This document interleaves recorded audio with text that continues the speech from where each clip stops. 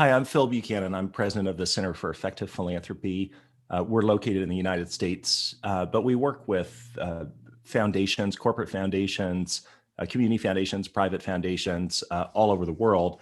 And I want to talk with you about the amazing response that companies have had to the COVID-19 crisis and some things to keep in mind in terms of supporting communities during this crisis that I think apply in this moment, but also to corporate philanthropy more broadly. So it's just a few observations. And I think that there are 5 things I would encourage corporate folks to keep in mind as they try to contribute and make a difference in their communities.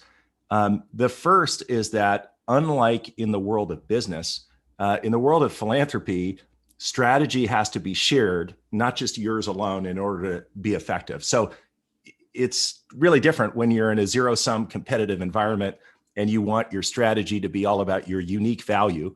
Whereas in philanthropy, it's very hard to get anything done if you don't work collaboratively with others. That includes other funders, but also nonprofits and even the people you seek to help. So I think that's one thing that it's just a mindset shift that you need to make when you're starting to think about philanthropy. Second and related is really the need to listen to those closest to the ground, get connected to the folks who really understand the problems you're trying to address. So that's those nonprofits that you're supporting. Sometimes it's the very people in the communities that you're trying to help who often have the greatest insight into what would be helpful. So it's important to be careful not to think that the answers can come from the top down. The third thing I would suggest is that sometimes making a difference, really does require some sacrifice in terms of corporate objectives. So I know there's a lot of talk about shared value and this idea that doing good and maximizing profit are just perfectly aligned. Well, they're not always. Sometimes you have to make the decision to actually sacrifice a little bit on the business front in order to make a difference. And you're doing that, because you care, because you want to make a difference, and for the greater good, because companies, after all, only really thrive if they're in a ecosystem that works and in which people feel they have an opportunity and a decent chance.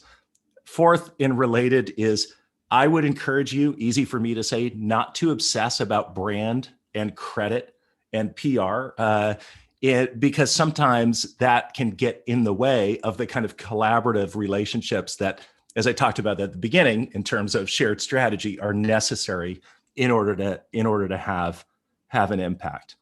The fifth thing I would say is how important your leadership is to your staff, who I think I don't know your staff, but I think most people right now want to feel a part of making things better. They want opportunities to volunteer, to contribute. They want to connect up to a larger purpose of building back from where we've been. And so I think that meaning that people are looking for, yeah, they can get it in their jobs, but they also get it in being a part of the corporate philanthropic response. So the more you can enable your employees to have meaningful opportunities to do that as a part of their connection with your company, I think the better for the long haul, not just in terms of the difference they make, but also their sense of loyalty, belonging, connection to the community of other coworkers.